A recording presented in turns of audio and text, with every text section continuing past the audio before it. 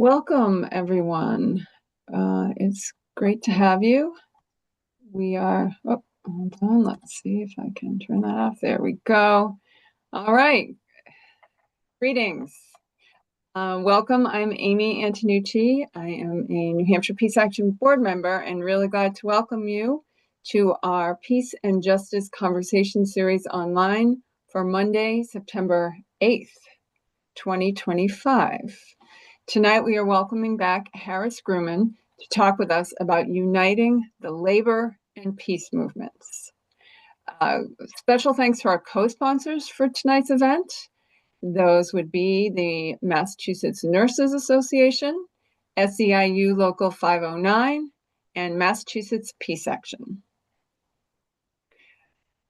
Next, I'd like us to take a moment and pause for an acknowledgement that we here in New Hampshire do our work on Nidakina, the traditional ancestral homeland of the Abenaki, Wabanaki, and Pennacook peoples, past and present.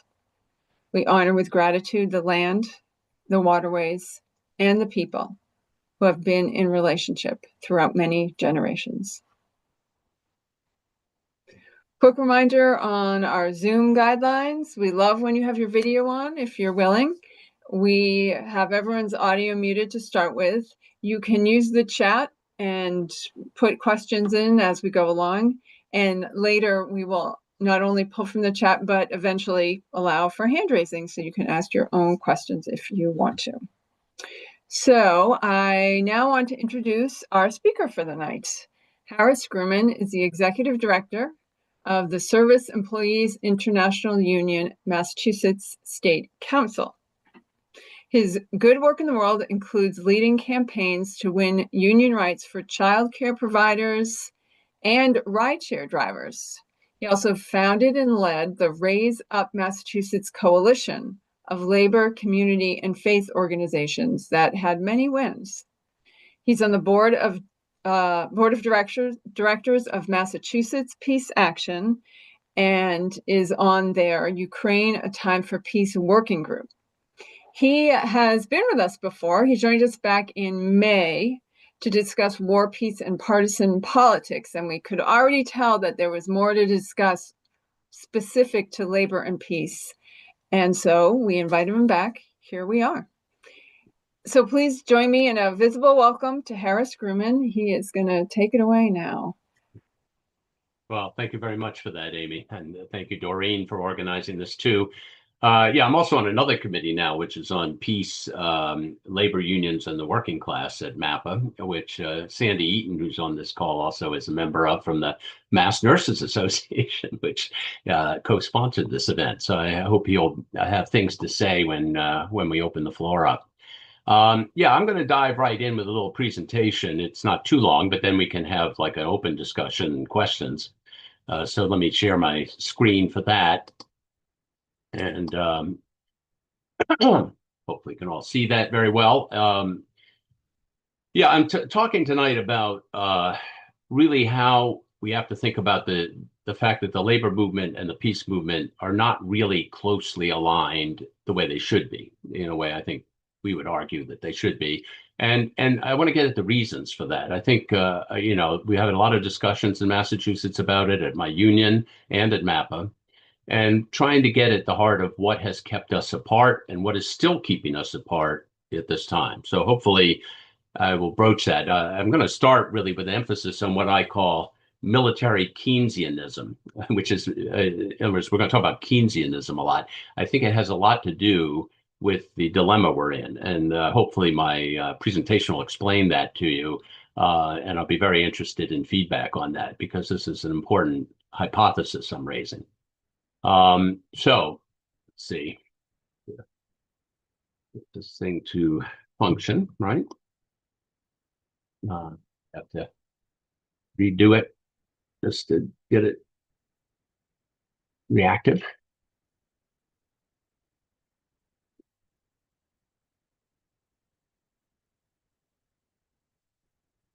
Yeah, there we go. Okay, what is Keynesianism? Very basically, Keynesianism is a mechanism to save capitalism from itself. It's a quote from Franklin Delano Roosevelt. He said, that's what we're doing. We're saving capitalism from itself. Very important that that is the conception that sets the parameters, very importantly. And how do you do that? First, by managing the roller coaster of capitalist boom and bust cycles. Capitalism was driving people, into radicalism, into socialism, and so on, because boom and bust cycles meant people who were their lives were getting better. Suddenly, their lives were getting worse. They were thrust back into poverty, and they were very alienated. The other is by humanizing capitalism through shared prosperity. So, in other words, to make sure that capitalism shares the product of what it produces as widely as it possibly can, to minimize, again, resentment and frustration and dire necessity driving people into a hostile and volatile situation where they might go to the left or the right, but become very aggressive. And this really came out with the Great Depression, was really the crisis that drove this very much. And let's step back a second and talk about why capitalism needs this kind of intervention. Capitalism by itself, and Piketty is the one I'm drawing from here, Thomas Piketty, who wrote about capital in the 21st century. But his point is, what is the iron law of capital that makes capitalism what it is? And basically, he said it's the rate of return on investment must be higher than growth. This is a very important concept. It's not just that it has to be high. It has to be higher than the rate of growth, because the rate of growth is sort of like the rate of inflation. If you only make the rate of growth, you're not profiting. Profit is what happens above that. And that's very important, because that means that when there is growth, they are going to do better than the growth level, but everybody might do somewhat better. When there's no growth, of course, then the poor might even get poorer. People will do worse. They still need to do better, or the system breaks down. He reduced this to a very simple formula. R is greater than G. Rate of return must be greater than growth. And what this ends up causing is a couple of things. On its own, with no intervention from politics, the rich will get richer, because just, the rising tide might lift all boats, but their boat must be lifted higher than everybody else's, or they don't really profit. Inequality then keeps growing, whether, again, in a low growth period, the poor get poorer and the rich get richer. But in a high growth period, everybody might be better off, but the gap between the rich and everybody else grows even greater.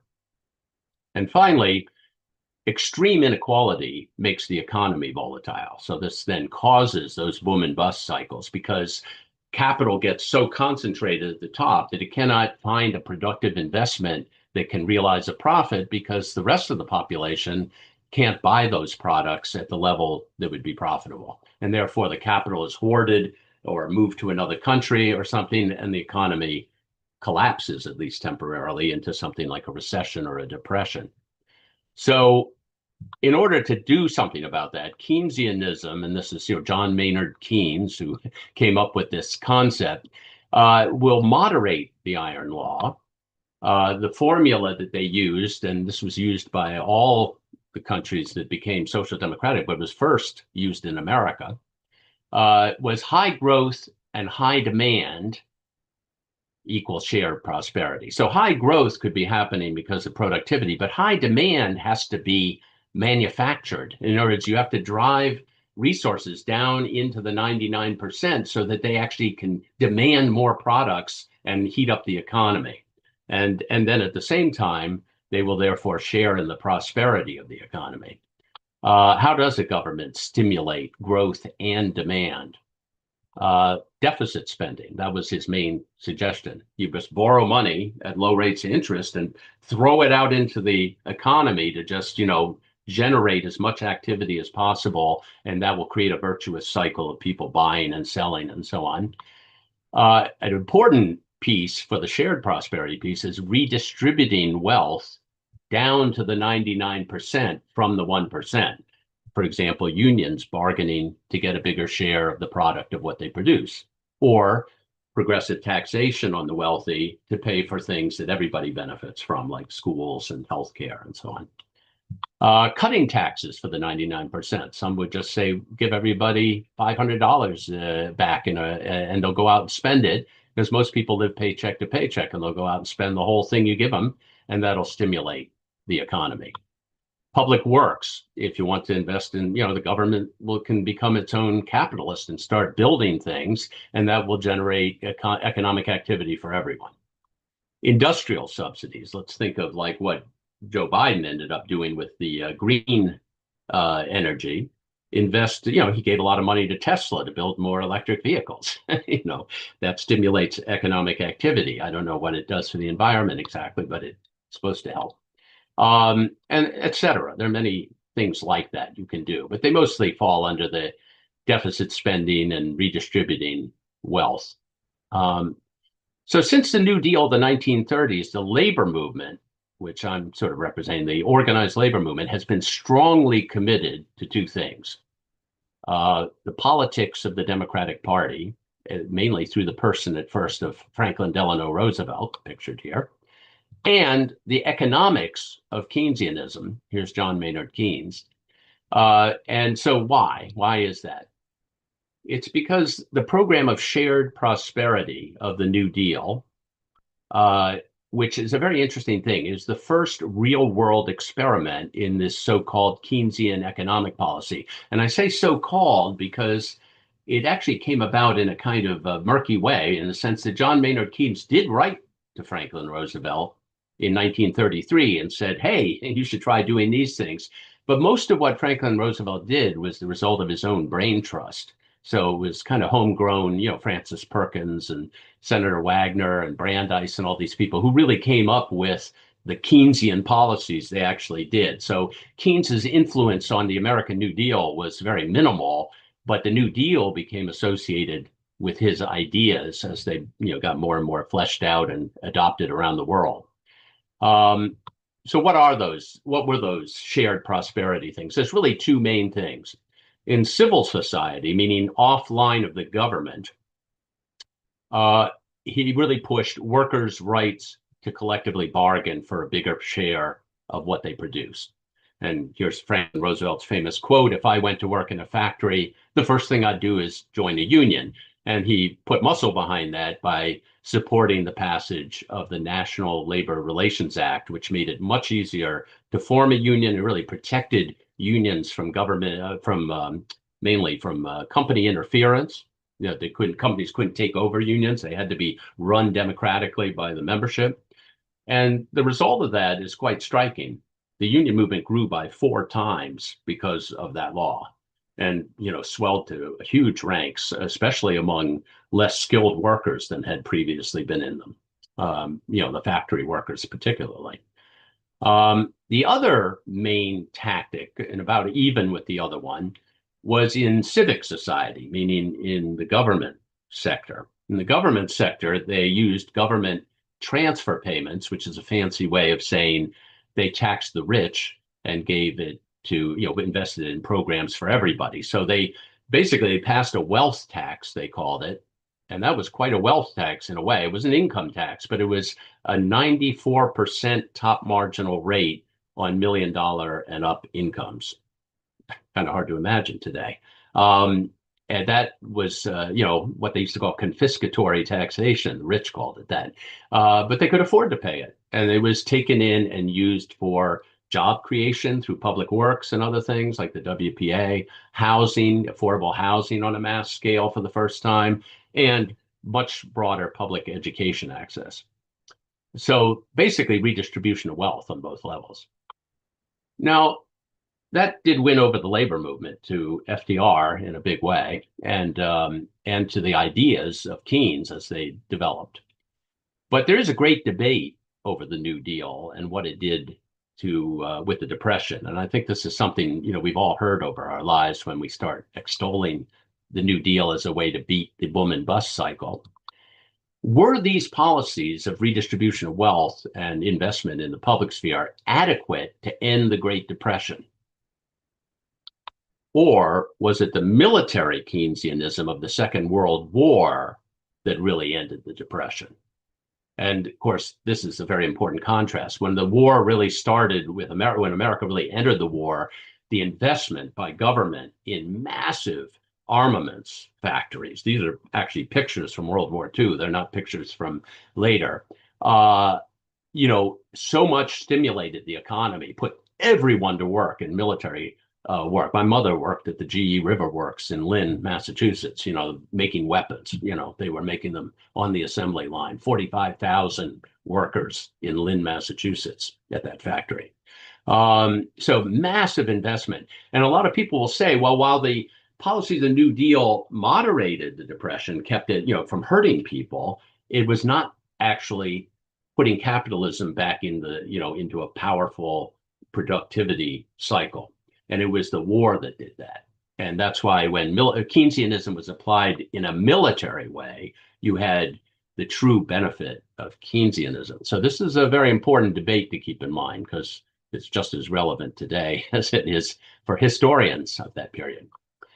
In 1947, the sociologist C. Wright Mills warned very publicly that we were at a crossroads in America. The war was over, so we could go two different ways. Would we build a caring economy on the basis of the New Deal, or would we continue the total war economy of the Second World War?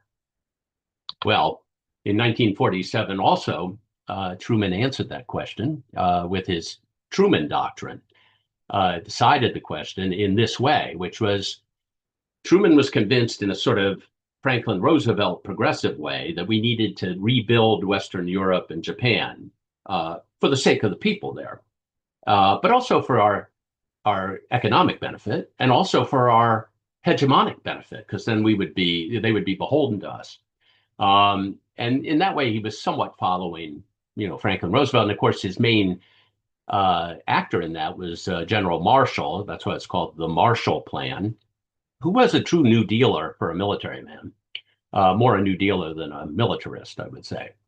But the problem was the Republicans weren't having it. They were still totally in an anti-Keynesian frame of mind. Keynesianism was false. It would eventually destroy capitalism. They used to say, in the long run, it will destroy capitalism. And Keynes' response to that was, in the long run, we're all dead. Which I don't know if that's a good answer or not, but it was his point was, we got to do something right now, and we'll really be all dead if we don't. But at any rate, they didn't buy into any of it, nor the military Keynesianism. And so what Truman did, the Truman Doctrine, was actually anti-communism. He said, I'm going to contain the communists in the Soviet Union and all their, attempts to influence the rest of the world, or these, new revolutions. I'm going to contain them. And to do that, I need a total war economy, and I need the Marshall Plan to win over the people where we kind of, have control. And the Republicans broke with their whole tradition of isolationism and anti-Keynesianism and became military Keynesians from that time on. And that meant there was a bipartisan support for Keynesianism generally and military Keynesianism in particular. So I want to take a little break and just say, what about the labor movement and war? Before military Keynesianism, most of the labor movement was fairly anti-war. I mean, Eugene Debs was the most outspoken, but he was a very respected labor leader. And he says here, let the capitalists do their own fighting and furnish their own corpses, and there will never be another war on the face of the earth. And, one of the slogans of the labor movement was, why should the poor fight a rich man's war? So there's a lot of hostility to militarism, not just in the United States, but in labor movements around the world. They fluctuated on that at times. We could talk about World War I at some length, but Eugene Debs went to jail rather than support World War I. So in America, it was actually a stronger force. After military Keynesianism, though, of World War II, suddenly the labor movement really was brought in and they had such a powerful upsurge during the war and gained so much from having the support of the government for unions that they became this trade-off. You want butter on the table, you need to build guns. And the unions embraced that pact, basically. And a huge part of the labor movement was involved in military production in the 50s and 60s because of that. And That was called guns and butter.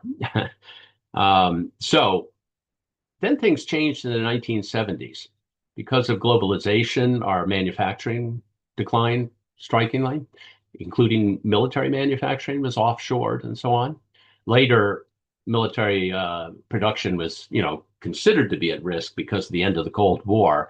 That took a while longer. But labor since the 70s has shifted dramatically into the job of caring. Vast majority of people in labor are in public education, healthcare, human service work now. They are tax funded, if not government employees, and they, no longer are tied in any way whatsoever to the military economy, that large chunk of the labor movement. So why hasn't the labor movement returned to its anti-war roots?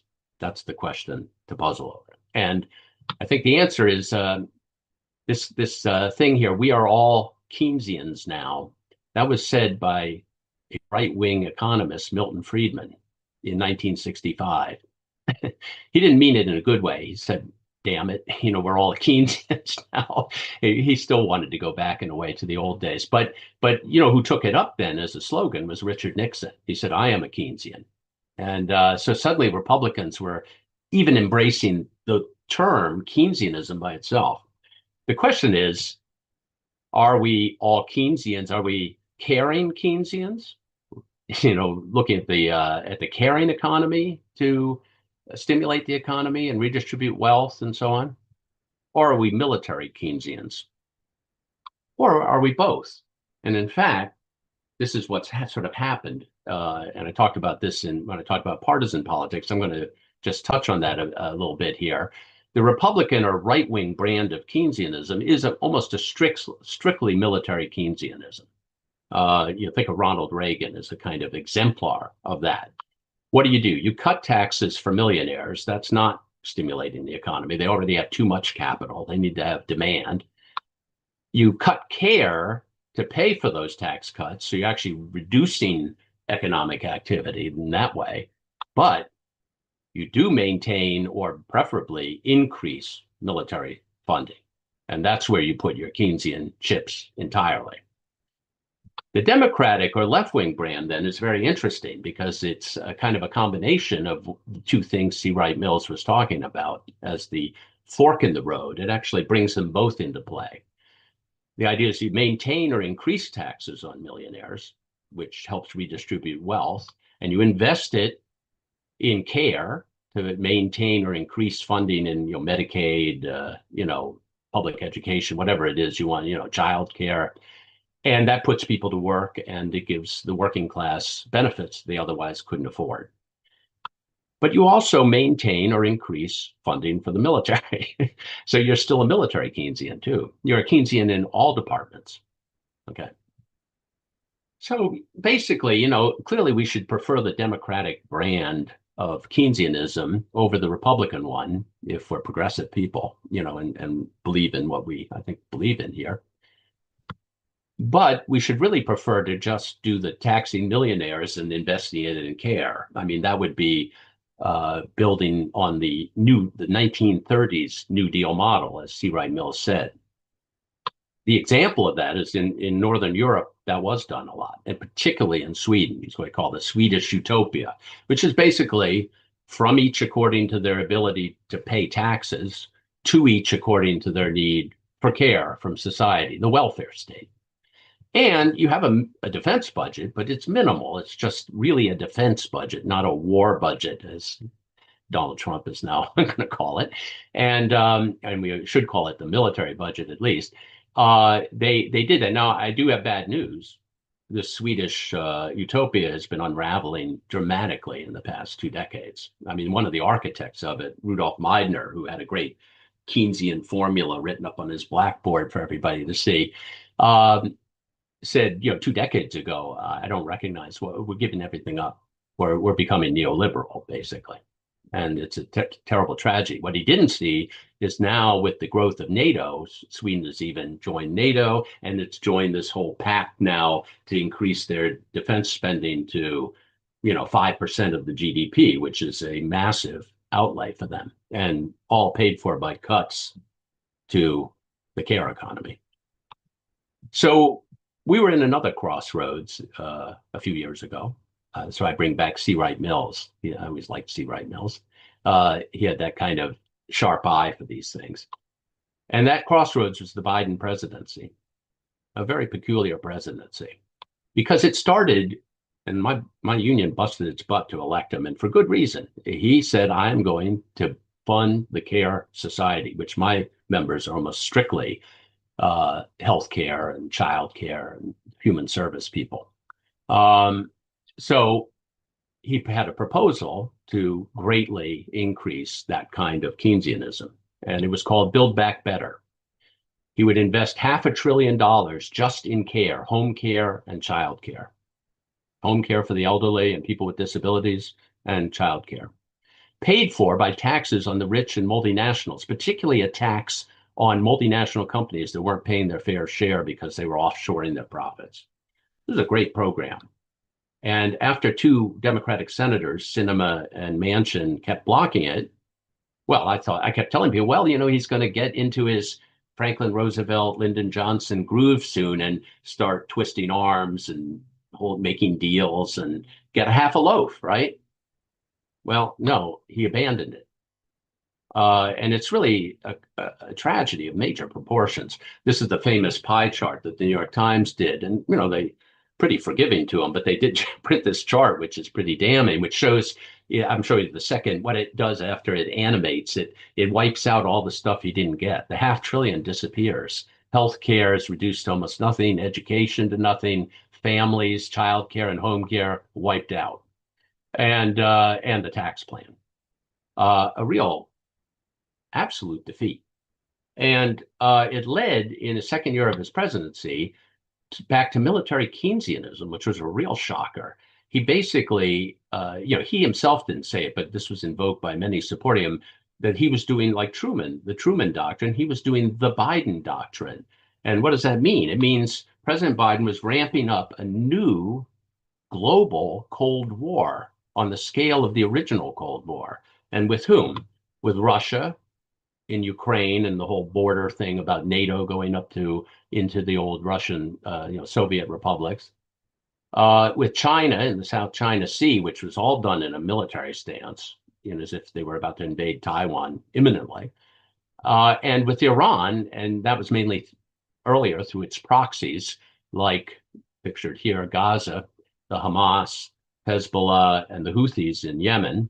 But, it was absolutely explicitly with Iran. It was to contain Iran. Well, this is a global Cold War of major proportions, as big as the Cold War originally at the height of the Korean War, when you had Russia, China, and a lot of other countries in a state of ferment, and the United States taking them all on with its allies. And now, maybe thanks to the failure and of carrying Keynesianism and the success of military Keynesianism, I don't know, but it's part of the story for sure. We have Donald Trump, and Donald Trump is really trying to finish the job that Ronald Reagan started, to really have only one kind of Keynesianism left.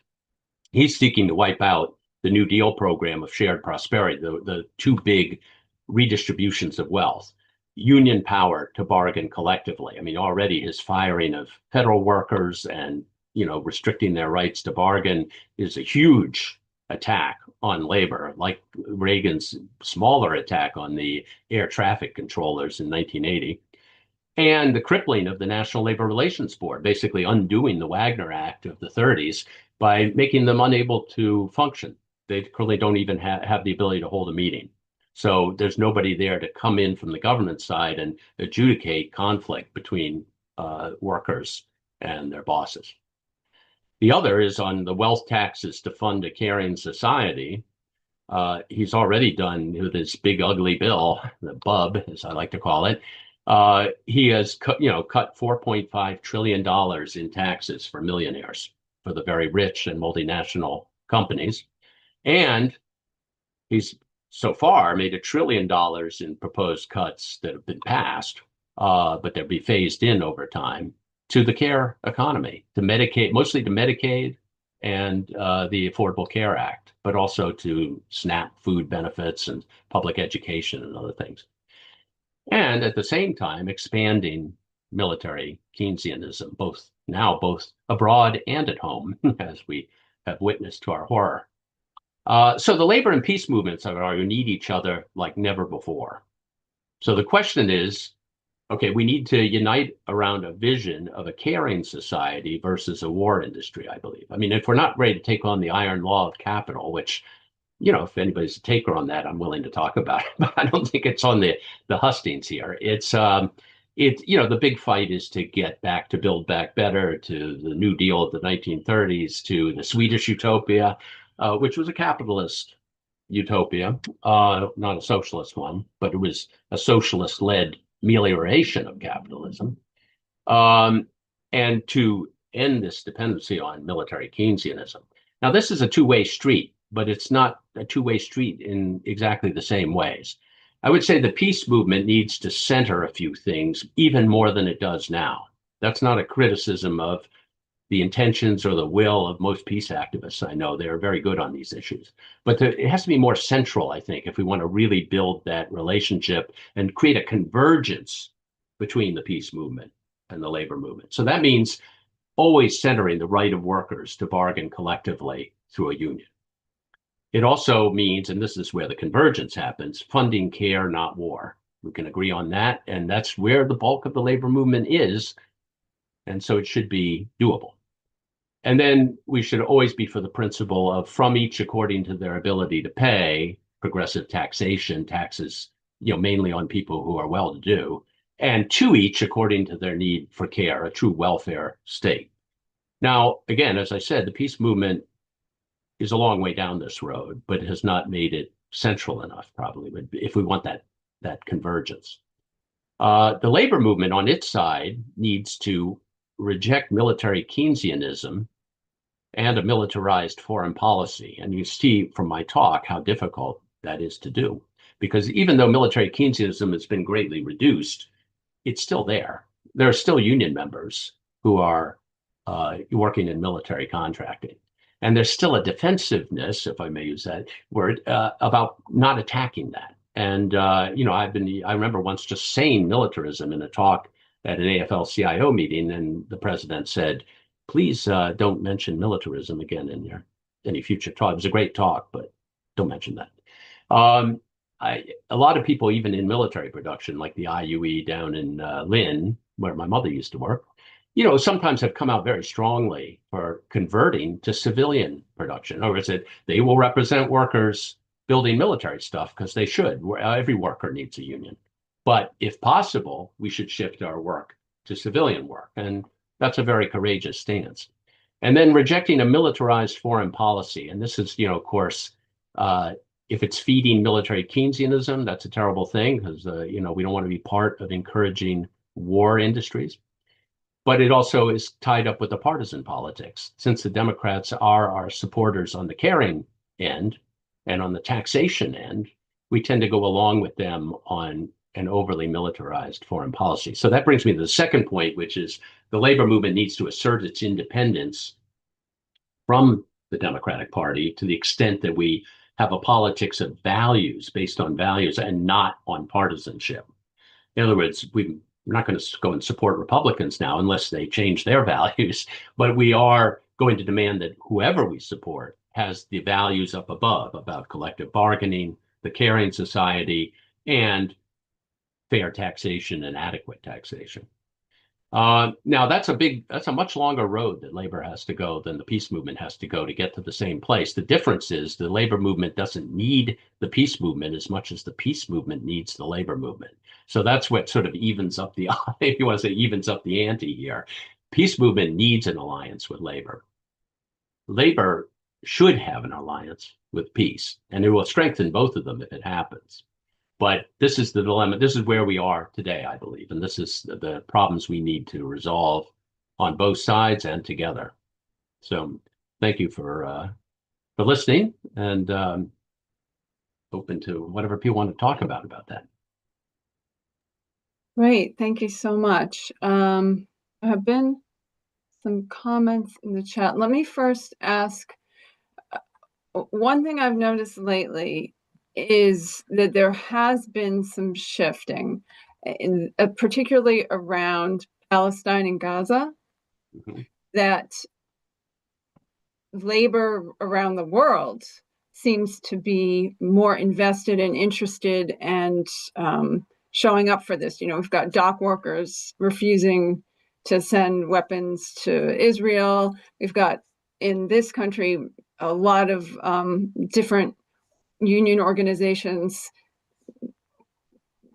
passing resolutions and things like that about this. Can you speak to this moment and how maybe there's an opportunity? Well, certainly. I do think that the reason why, for example, Local 509, co-sponsored this event. And the reason why they've become actually very involved in the peace movement. I mean, our president of our state council, who's also the president of Local 509, spoke at our anti-Iran war rally when Trump was bombing Iran. He spoke to the whole peace movement from the labor movement very powerfully. I think it's because of what's happening in Gaza. It's such a horrific human rights catastrophe that it's woken a lot of people up. It's kind of the intolerable thing to witness. And I think that's good that people wake up to that. I mean, we have seen the labor movement all through its history, but particularly even in the military Keynesian period, there have been moments where, longshoremen and others have, tried to resist war and have stood on the side of anti-war protests and things like that. But they are exceptional. This is a moment that this is an exceptional moment and one that I think is educating a lot of people. I do think it's problematic if it remains only on that level, because I will say this. One of the things I find very peculiar in our current situation is that the people, and I'm talking about individuals I know well, some of you may be in this room, I don't know, but I mean people in the peace movement and in the labor movement, but people on the left who saw through the propaganda of Vietnam and resisted it, saw through the propaganda of Nicaragua and El Salvador intervention and resisted it, saw through the interventions, the war on terror in Iraq and Afghanistan and resisted it, and now see the hypocrisy and horror of Gaza and resist it. And yet they don't resist the expansion of NATO that caused the war in Ukraine and is threatening a nuclear war that could, wipe out all of humanity. That's a very interesting thing because it means that somehow the other side did a propaganda move on such a massive scale and so carefully. They created such a Russophobia. And I know this from personal experience because here I am. I was following Russia kind of in a Stephen Cohen way. I don't know if you know the scholar Stephen Cohen wrote in The Nation. He was kind of like we're demonizing Russia, and that's very dangerous. And I always agreed with him. And yet, popular culture being what it is and everything, there was a certain point where you watch a TV show and the villains are Russians and they're messing with the hacking the internet and everything, and you're thinking, boy, I bet the Russians are really doing that. Like I was thinking things like that. I mean, like our people with me were thinking, and we were like, yeah, the Russians, they're going to disrupt all our elections and everything. And I'd watched us disrupt their election in 1996, on a huge scale. So I should have known better. So, I mean, I'm not saying that this is something, what are people stupid? No, we're all susceptible to a kind of brainwashing from the corporate media. And they did a tremendous number on that had made Russia a villain, like a Manichaean villain. We're on the side of the angels and they're on the side of the demons. I'm not saying they're not demonish in their own way. We are too, though. In other words, in Ukraine too is, it's they're human. We're all human beings. Like let's get over that. You can't base war on Manichaean good and evil. That's a disaster if you do it that way. If you provoke it that way. And then the China situation is a kind of a milder version of that, where we're not quite as demonized about them because we kind of depended on their economic relationship with us. But, it became kind of the same thing. Like these Chinese are up to no good, I mean, I have to say, it's almost like we've reinvoked the Asiatic menace, the great, the yellow peril and all these things people worried about back in the early 20th century. That stuff just won't die. and people want enemies like the military industrial complex. this is a very convenient one because there's a kind of almost subconscious belief that there's something threatening out there, the Mongol horde. I think we have to really get over that. I mean, that is really the biggest blockage right now to even the peace movement. But in the labor movement, it just people don't talk about it at all. So I'm very impressed by activism against what's happening in Gaza, but it's got to be more generalized and not by digging down on the specifics of Ukraine particularly. I think that's useful, but that's not going to solve the problem. It has to be generalized to what I've been talking about. Like, do we believe in a caring society or a war industry? I mean, where do we want the future to go? Do we want more wars, more global conflict, or do we want more humanism? More taking care of people, and more. Somebody mentioned the trend. I mean, more environmentalism, which is even a bigger reason to question the iron law of capital. But I didn't get into that today. That's the other part of the convergence. Well, let me just say, and I am going to call on folks and ask some questions in the chat, but I think part of what I've noticed is we have at times convinced people to be against certain wars, but it's still very few people who are truly anti-war. And I think this is a moment when it's really time to look at that, because the environmental and climate impacts of war making, even if we never had a war, just investing in war means the end of our species, period. So why this seems like the perfect moment to say, wait a minute, this is not how we want to solve our problems. But we don't seem to have quite gotten it. But I appreciate your other way of framing this. Do we want a war economy? Do we want a caring economy? What do we want the world to look like? Let me ask this question from Mason. Where'd it go? I got it. Okay. Who wondered why the SEIU Mass didn't think Bernie might be more honestly dedicated than Biden to the caring economy. Well, I do think he is. I mean, I do think Bernie was the standard bearer, and I was a big supporter of this. But my union did not endorse him. When I said we worked hard to elect Biden, that was really after the primary.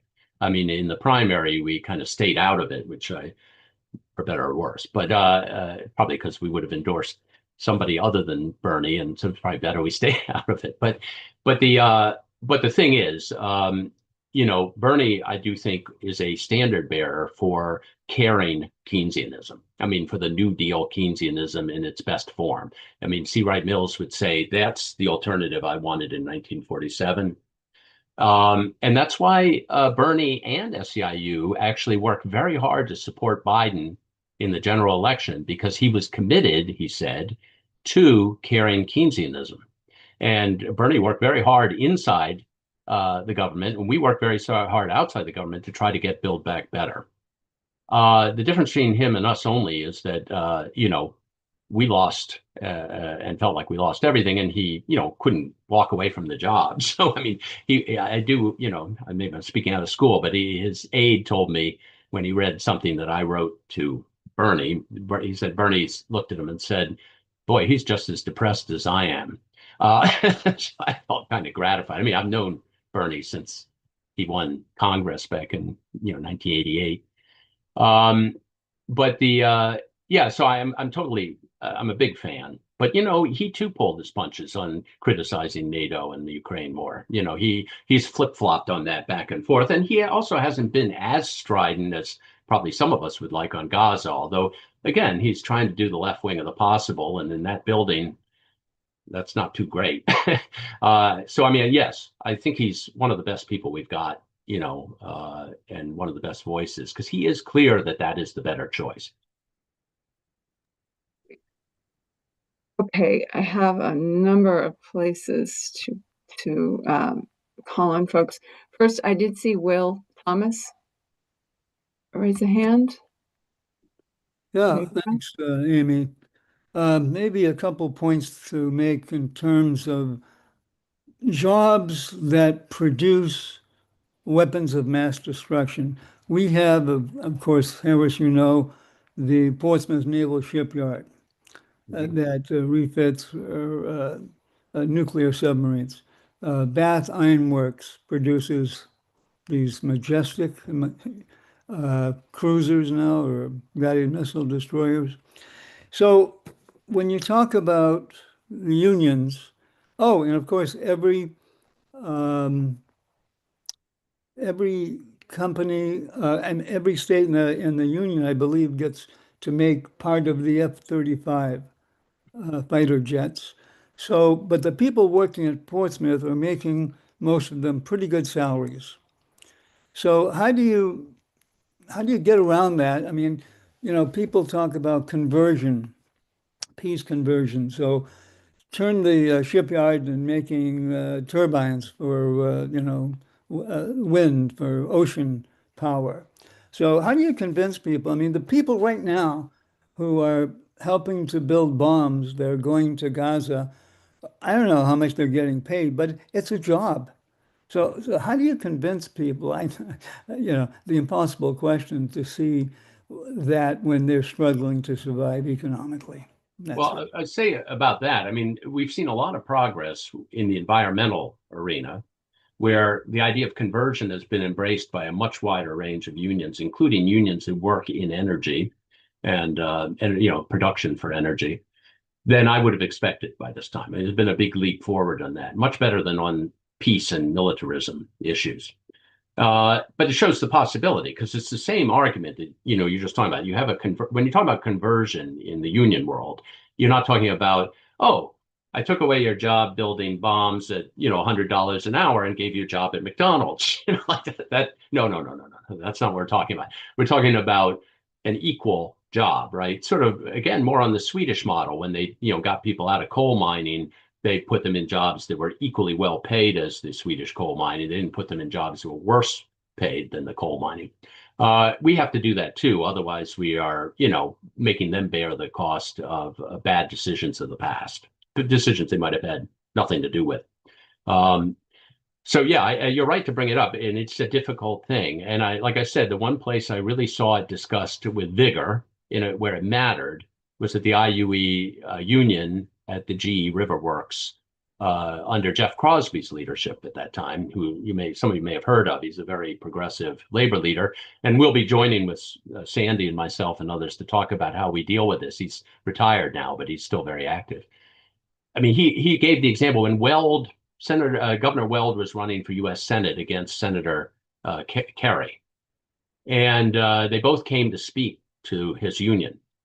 And Weld was a Republican, and he came and spoke, and then left. And then Kerry came in, and Kerry said, "I'm going to get more military contracts for you guys. I'm going to make sure everything you do, military's ready to do some stuff. I'm going to make sure it comes to you here at the Riverworks."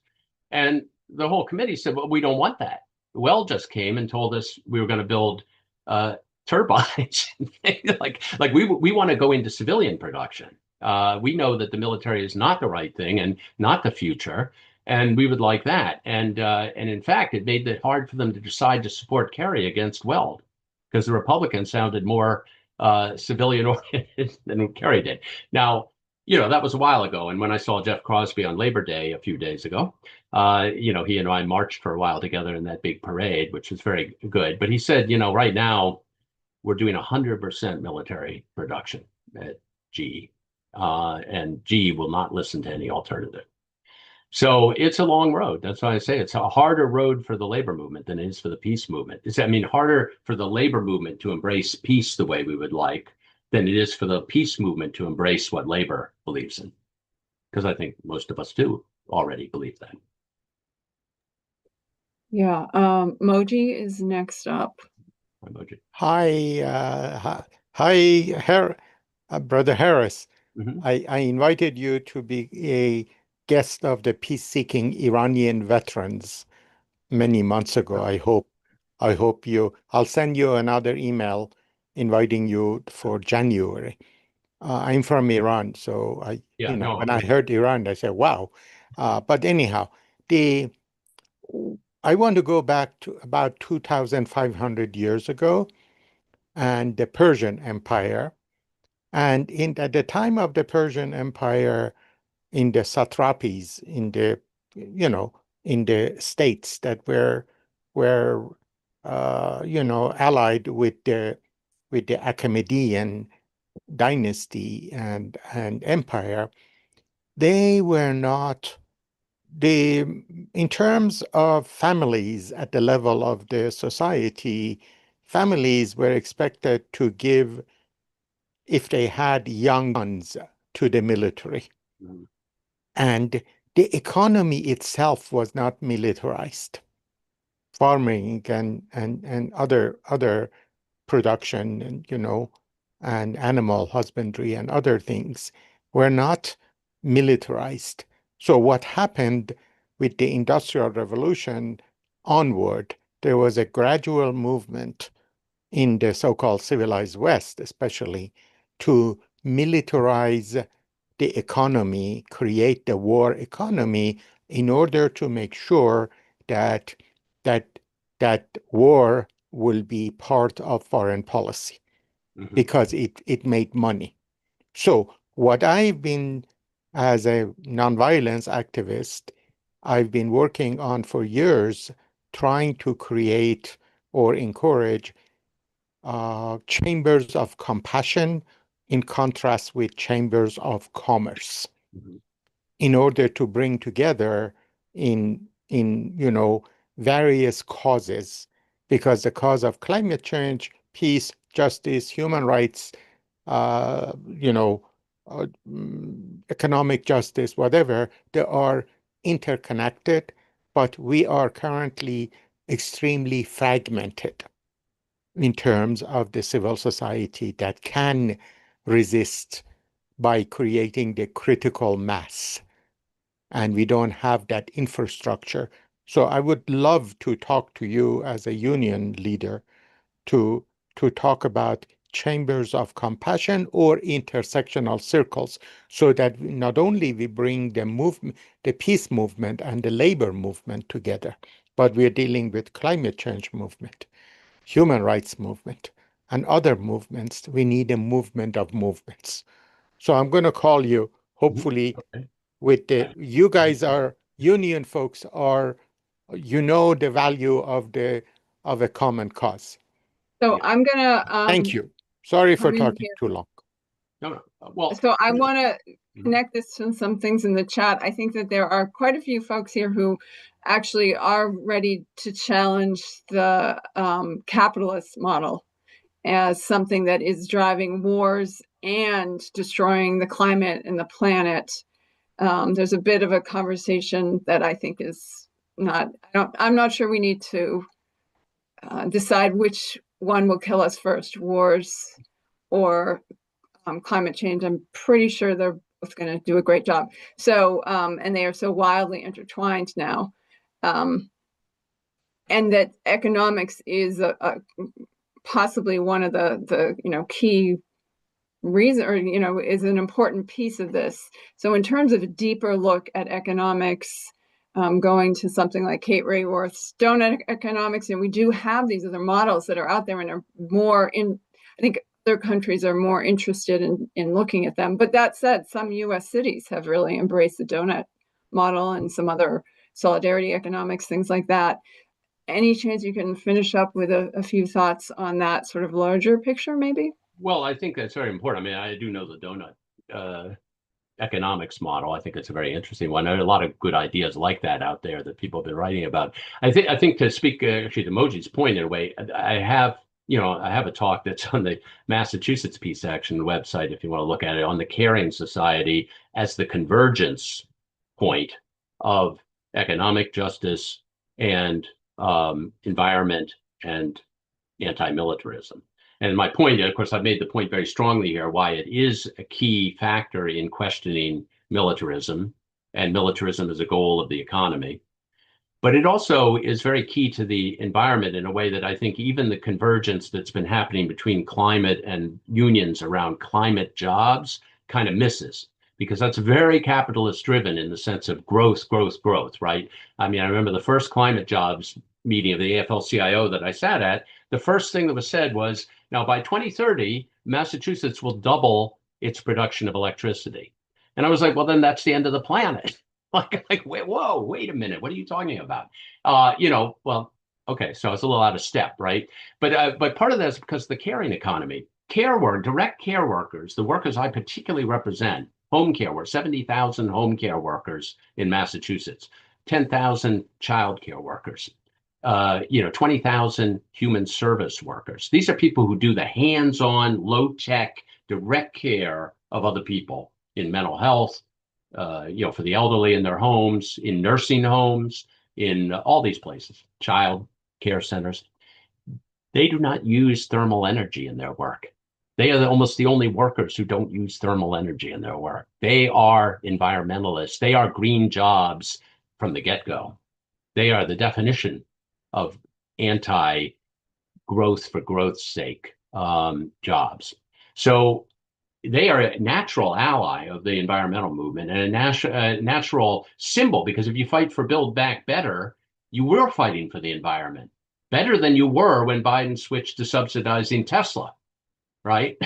Much better than that, for more reasons than just the environment. But still, and other good people he subsidized, but they were subsidizing always tech, bigger tech, more energy production. Wait, you don't have to do that. Care is a big thing. I don't know if you all know Kohei Saito's work on degrowth. He calls it communism, degrowth communism from Japan, but he's written up in the New York Times very favorably. He said, who will be the agent of uniting workers and the ecology? We need our ecosystem. He said, the care workers. It's the revolt of the caring class that will do it. And many people writing both from the labor side, like Peter Mertens, we brought over from Belgium to speak virtually, from the Workers' Party there, and other labor leaders around the world, recognize that care workers are at the center of everything now. When Starmer starts beefing up the military of England, against Russia, supposedly, because the Russians are going to cross the channel soon, I guess, he cuts the care economy to do it. I mean, it's causing a revolt in his country. I mean, they've started a new party around Jeremy Corbyn because they can't take it anymore. We're getting rid of the jewel of English labor, the healthcare system. So yes, this convergence between anti-militarism, the environment, and social justice, because again, care workers too are majority women. They're majority people of color. They're majority immigrants. They're the people who Trump is attacking. They're the people that people are attacking as not being true Americans or true workers. And yet they're doing the best work you could be doing for every reason, for like you said, chambers of caring, I mean, so that is, I think, a great point of unity, but we have not. In fact, if anything, the environmental movement and labor have gotten a little closer, and peace and the environment have gotten very close, but labor and peace haven't closed the circle yet. And that's the conundrum that people like Sandy and myself are trying to wrestle with, or Jeff Crosby and so on, in Massachusetts, at least, to say why, how do we move this forward? And I do think it's a two-way street, but it's the longer road is on the labor side. It's a harder road, because of what, William said, jobs, people's livelihood, might be at stake. Right. Okay, I do need to wrap us up. I will say I also agree with that. As a small farmer, we often say our work is truly solar powered. Humans doing the work. That is solar power at work. I just like to say, I mean, a book to look back at from the 1930s is Lewis Mumford's Technics and Civilization, because he makes the case that in the 1400s and 1500s, we actually had a completely sustainable economy based on wind, solar, and water power. The windmills, 10,000 windmills across Northern Europe drove not only grain production, flour production, they drove manufacturing. And so did the water wheels. They drove manufacturing, and the solar drove agriculture, and the wind drove the ships. And it was all sustainable. And it was really the military industrial revolution of the 1600s and 1700s that created the economy based on burning thermal energy for steel, iron, and other weapons of war. And it's quite a powerful book. I think it says a lot about the times we live in. Great, thank you. I need to say a few things and then we will be wrapping up here. Thank you, everyone. Let me say the series is free and open to everyone. That said, it means a lot to us when you support us. And you can donate at nhpeaceaction.org/donate. Also, right now is our online auction, and you can find that at our website. And I also put it in the chat. Thanks again to tonight's sponsors. Along with New Hampshire Peace Action, we had Mass Peace Action, Massachusetts Nurses Association, and SEIU Local 509. Note that most of the Monday night programs, including this one, are available to see and share on our YouTube channel. Again, the link is in the chat. Please stay in touch with us, nhpeaceaction.org, to learn more about what we're working on and what events we have coming up. We have a lot coming up right now. Here's a few things. Our Ceasefire Now vigils continue. We'll be on Wednesday, September 10th, 2 to 3 p.m. at Representative Pappas's office in Dover. Thursday, September 11th, noon to 1, folks will be at City Plaza in Concord. And Wednesday, September 17th, 2 to 3, we'll be at Senator Shaheen's office in Dover. Other things coming up. This Thursday, September 11th, 7 p.m. Eastern Time on Zoom, we have an update from Japan's International Peace Conference with National Peace Action's Lily Dragnev, co-sponsored by Peace Action Maine. On Tuesday, September 16th, 6:30 p.m., we have an in-person program. Miko Peled will be coming to Durham, New Hampshire. The General's Son Speaks, Confronting Truth in Israel-Palestine. Let's see. Then we've got Thursday, September 18th, online, 6 p.m. is Countering Christian Nationalism, Community Conversation Part 3, put together by a number of New Hampshire organizations.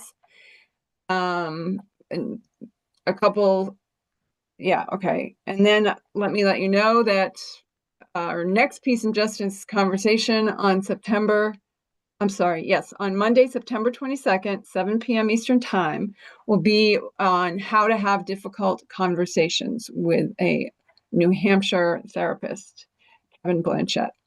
So thank you all for coming. Thank you so much to Harris for this conversation. Once again, obviously there's a lot more that could be done, talked about, and delved into. This is a really rich and deep topic, and we appreciate your coming and touching on at least a little bit of it, and hope we keep working together. No, appreciate it. Thank you, Amy, and thank you, everybody. I love to be with this audience because you're my folks. I mean, we're happy to be together. We give each other strength. Yeah. Thank you, everyone.